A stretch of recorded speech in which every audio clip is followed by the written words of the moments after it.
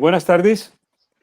En primer lugar, expresar mi agradecimiento a los tres ponentes por cumplir con el horario estipulado, que han sido 58 minutos, contando incluso con la intervención mía de moderación. Silvia ha ido como una moto, nuestra última, pero creo que han sido presentaciones bastante clarificatorias.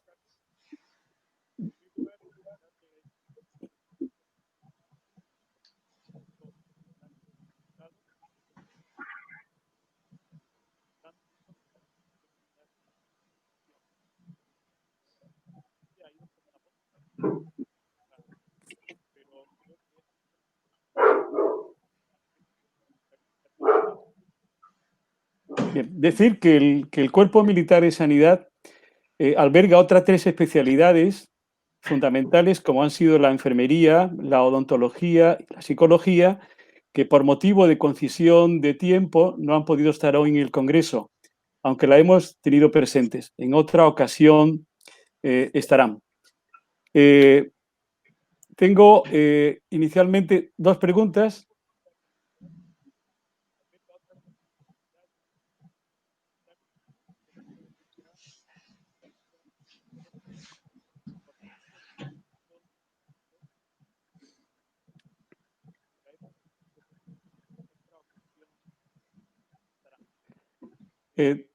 Tenemos una pregunta de la doctora Carmen Sebastianes, que dice: ante todos, dar las gracias a todos los miembros de la mesa por sus magníficas exposiciones. Mis preguntas son a la mesa. Ante un desastre natural mayor, ¿quién interviene para que ustedes vayan allí?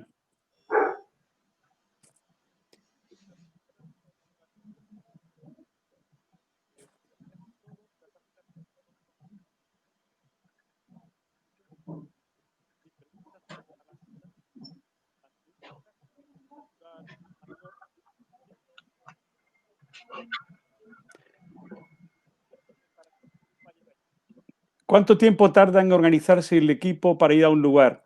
¿Los miembros del equipo que van en ayuda humanitaria son voluntarios o son designados por la superioridad? Muchas gracias. Esta pregunta la podía contestar directamente. Decir que España, desde la época del presidente González, tiene un gabinete de crisis. Cuando hay una catástrofe, pues se reúnen los ministros de Sanidad.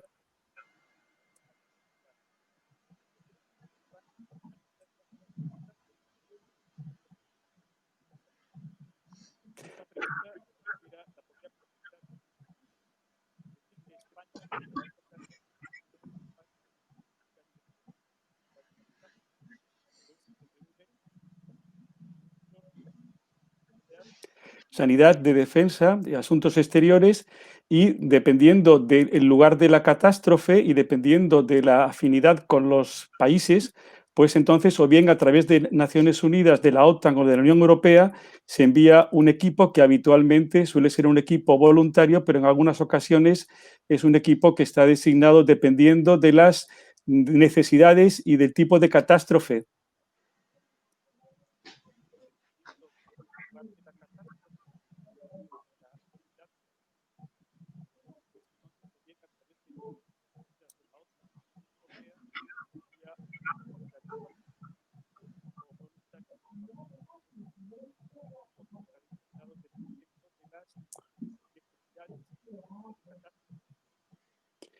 Bien.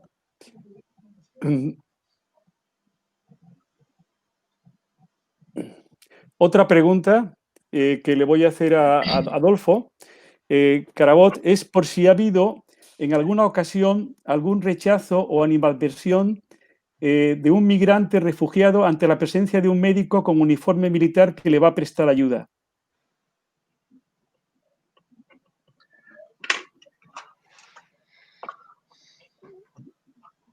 Muchas gracias, mi coronel. Muchas gracias a la persona que nos hace la pregunta. En primer lugar, no hemos tenido una animadversión nunca directamente. Es verdad que depende de dónde y cómo sea la misión de ayuda humanitaria que vayamos a realizar, así será nuestra recepción. Es decir, cuando han visto en mi presentación 3 tipos definidos de ayuda humanitaria, entenderán que en aquella en la que se produce por unos desastres naturales, como es, por ejemplo, la que les he expuesto con respecto a Centroamérica o a Haití, resulta que las costumbres son prácticamente las mismas que nosotros tenemos, la cultura, hasta el habla, la comunicación es muy fácil en eso, por ejemplo, países hispanoamericanos. El llegar allí cuando el agente etiológico de su tragedia es algo que está fuera de los límites humanos, siempre se nos recibe con muchísimo agrado y es muy fácil trabajar con ellos. La colaboración con ellos viene mediada directamente por su expresión de necesidad y nuestra expresión de darles esa ayuda que ellos pueden necesitar. Y eso significa que da igual el uniforme que llevemos, porque somos muy fácilmente, esa interlocución entre ellos y nosotros es muy fácil. Es decir, en esas situaciones nunca hay rechazo. Siempre es muy fácil trabajar así. Después aparece en otra de las partes de mi presentación, aquellas en las que nosotros estamos dando ayuda humanitaria a ese salvamento marítimo que se produce en las migraciones a nivel de Centro Europa, cuando en la Operación Sofía los migrantes salen de la zona hacia el Mediterráneo y nosotros los recogemos. Miren, ahí sí empezamos a tener algunas dificultades iniciales. Es decir, ellos tienen un sufrimiento desde que salieron desde su pueblo en el centro o zona subsahariana hasta llegar a Libia, que han padecido todos los padecimientos que ustedes puedan imaginar y alguno más, hasta llegar a la zona del mar. Cuando ellos se adentran en ese terrible océano para ellos, en el mar Mediterráneo, exponiéndose a perder su vida, y ven que un barco de guerra los recoge, la primera sensación de ellos es el miedo a que nosotros los volvamos a deportar, el miedo a que vayamos a arruinarle sus expectativas, el miedo a qué vamos a hacer con ellos, el miedo a dónde los vamos a llevar, el no fiarse porque ya la lengua es diferente, la cultura también, incluso la religión y el color de la piel. Eso hace inicialmente una valla que hay que vencerla con nuestro corazón y con nuestras intenciones. Cuando nosotros, desde el primer momento que entramos en contacto con ellos, lo que le damos es la verdad de nuestra ayuda humanitaria, rápidamente nosotros podemos vencer esa idea inicial, ese rechazo que pudiese existir inicialmente. Y rápidamente, cuando se les da el confort a bordo, cuando se les da la seguridad de nuestro barco para que puedan llegar hasta los centros de acogida de refugiados en Europa, ellos ya van, conforme pasan las horas y viendo su seguridad y su tranquilidad y que se les explica perfectamente por qué están a bordo y hacia dónde vamos, con esa comunicación a través de nuestros intérpretes, ese primer rechazo o esa primera duda, en este caso, se vence muy fácilmente. Y después la colaboración es conjunta. Y después está el tercer caso de ayuda humanitaria que yo les he expuesto. Y es cuando el agente etiológico es la guerra. Un conflicto armado que se está viviendo en un determinado país. Y llegamos nosotros, los militares, vestidos de uniforme. Ahí es más complejo. Ahí es más complejo porque nosotros vamos a dar, como fue, por ejemplo, en la guerra de Irak, ayuda humanitaria a la población civil iraquí, año 2003. Les pongo en contexto. Los americanos entran hacia Bagdad por el norte de Irak y los ingleses las tropas de las ratas del desierto, entran por el sur hacia Bagdad. Y nosotros entramos justo con los ingleses, justo al día siguiente que entran los ingleses. Ya se ha empezado un conflicto bélico.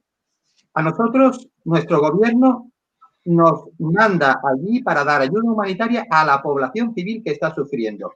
Pero está sufriendo una guerra, una situación bélica que se produce entre gente que son iraquíes de su propio país con otra gente que no conocen muy bien quiénes son, que son de un color de piel diferente, que tienen una cultura diferente y que llevan un uniforme.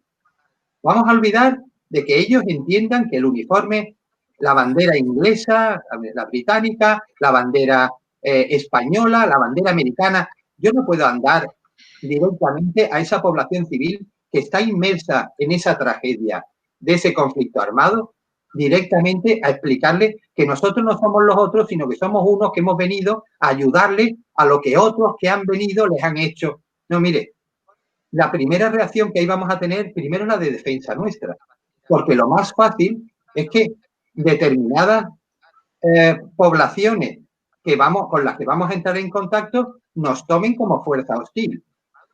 Y en esa toma como fuerza hostil, lo que vamos a recibir es una hostilidad.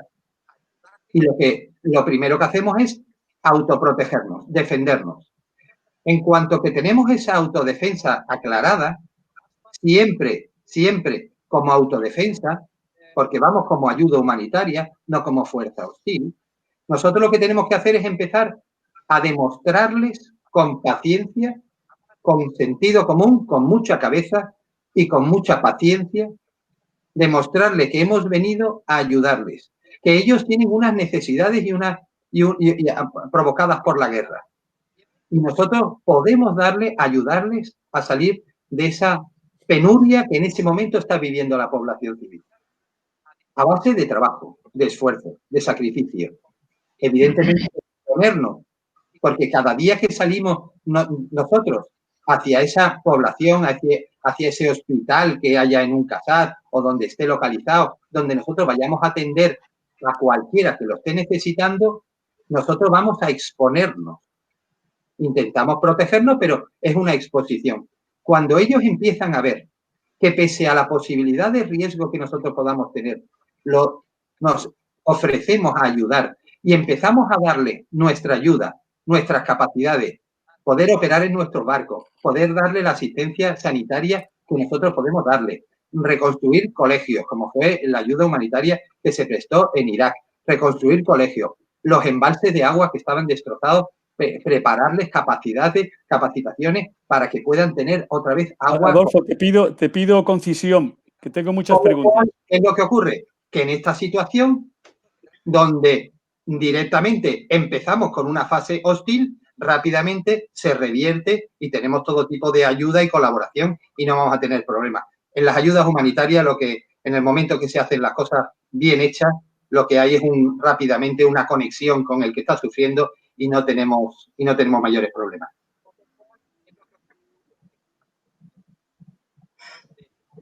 Bien, tengo un problema en mi ordenador que se repiten todas las preguntas. No sé si vosotros percibís de un eco en vuestro ordenador o tenéis unas... Por eso he tenido que pararme, porque las preguntas que yo hago se vuelven a repetir. ¿Vosotros tenéis ese problema, el resto de ponentes?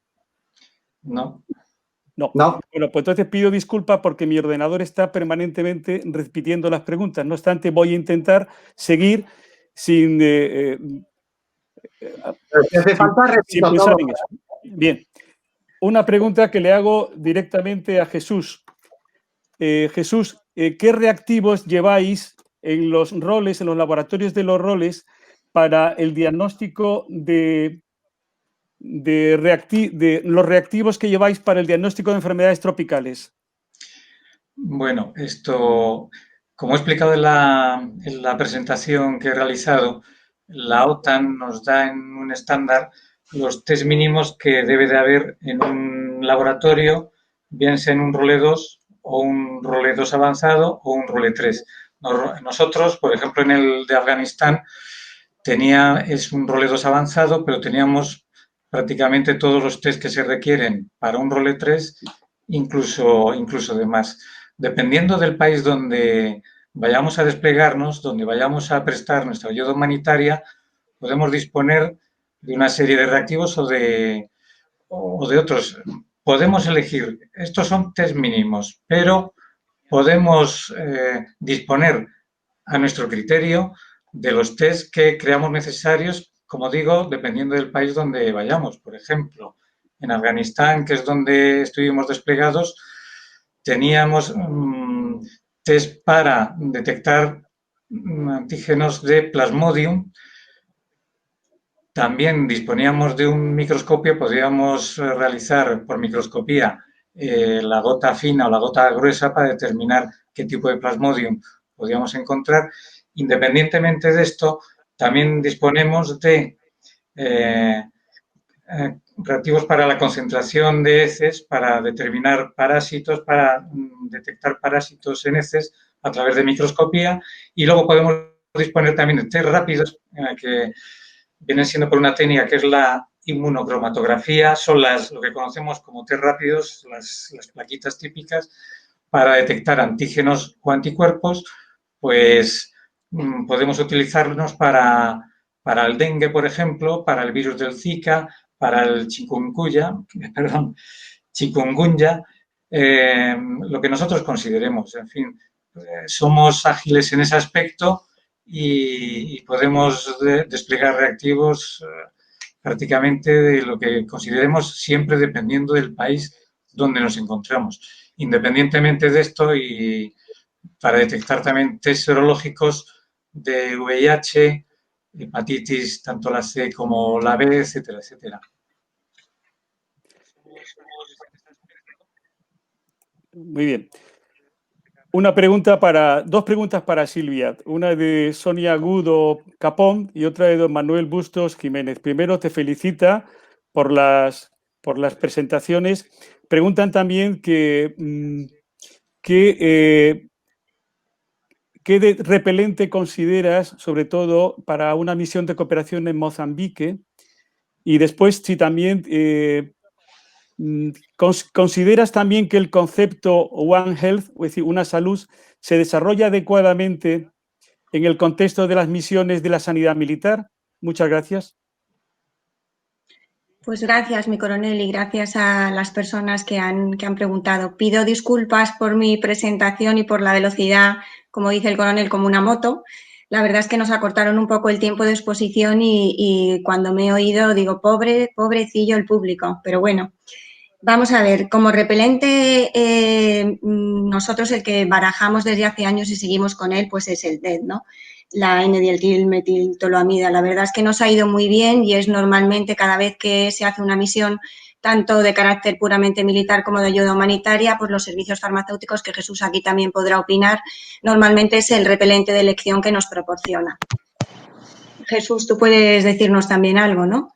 Que vosotros hacemos normalmente la petición de los servicios farmacéuticos, aclaro un poco, a nivel militar son los que nos proporcionan y nos abastecen de todo el tipo de material y productos al resto de servicios de las diferentes especialidades de sanidad militar.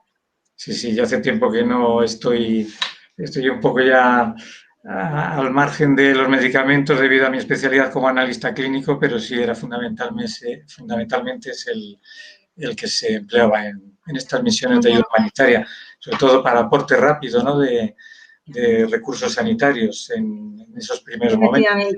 Lo que pasa que, como he indicado, es muy importante todo lo que es la educación sanitaria del personal, tanto de nuestro personal militar como del personal de la población civil a la que vamos a prestar ayuda. Entonces, hay que explicar pues los tiempos que tienen de actividad, los principios activos pues de todos los productos que utilizamos, y toda la educación sanitaria considero que es lo más importante quizá que podamos hacer, ¿no?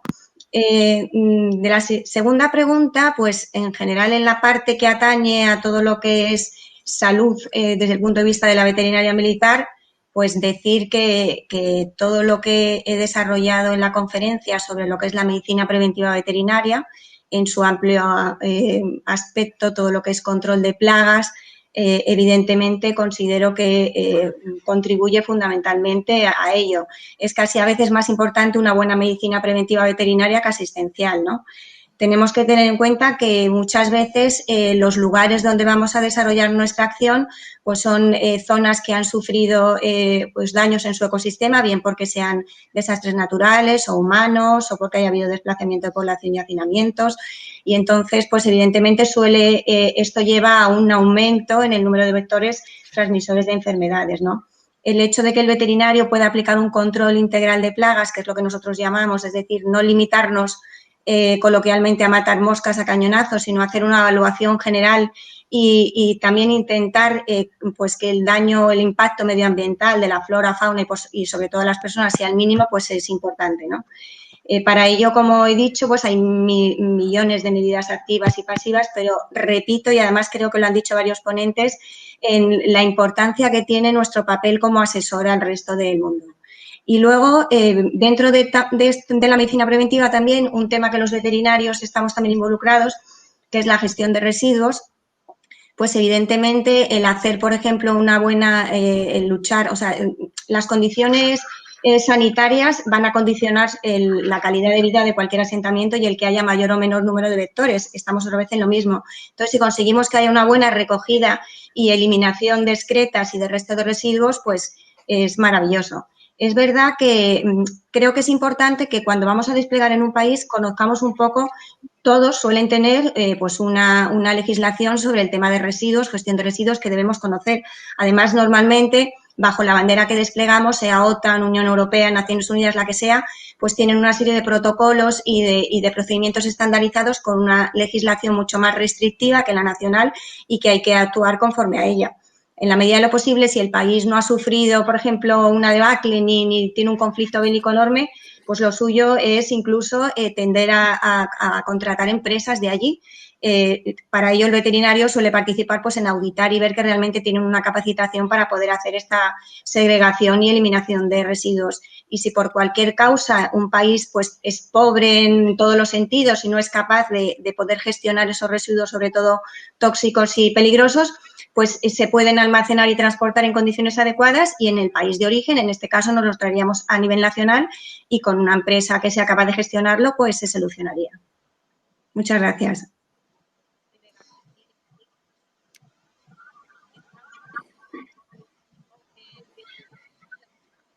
Bien.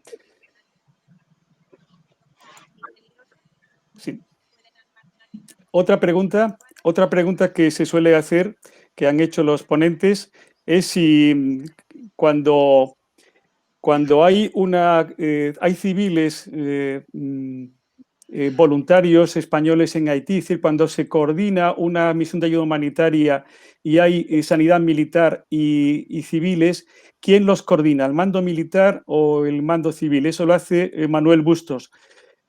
Contestar que cuando se va a una misión de ayuda humanitaria existen lo que se llaman los roles de enfrentamiento y habitualmente es la autoridad civil del país huésped a través de su gobierno quien coordina la ayuda humanitaria. No obstante, siempre el mando militar asesora al mando civil, que es siempre quien coordina. Otra pregunta que se hace es que si ha habido algún rechazo a alguna mujer militar en una misión de ayuda humanitaria. ¿Podrías contestarla tú, Adolfo? Yo no tengo constancia de que esto se haya producido. Sí es verdad que ha habido en algunas circunstancias dificultades. Y dificultades cuando hablamos de eso precisamente, de hombre-mujer. Es decir, en los países árabes, cuando estuve en Afganistán o he estado en Irak, hay una dificultad para que personal médico masculino en ocasiones atienda a personal femenino que lo necesite, local. Y ha habido una cierta reacción, pero basada no en el uniforme, sino basada en las creencias religiosas. Tanto para que una mujer sea atendida por un hombre y el caso contrario realmente yo no lo he apreciado. Tanto en la ayuda humanitaria a Irak había hombres y mujeres, militares, médicos, que atendíamos indistintamente a los hombres árabes, a los hombres iraquíes. Sin embargo, para las mujeres iraquíes eran las mujeres médicos las que la atendían. Por eso es tan importante que se prevea qué tipo de misión se va a realizar y dónde, y la cultura a la que vamos a atender, porque en el caso de asistencia a determinados países en los cuales la mujer debe ser atendida por una mujer médico o enfermera, nosotros tenemos que tener esa previsión de llevar a bordo en nuestro equipo sanitario mujeres para poder dar asistencia a esas mujeres que lo necesitan por su religión, ¿no?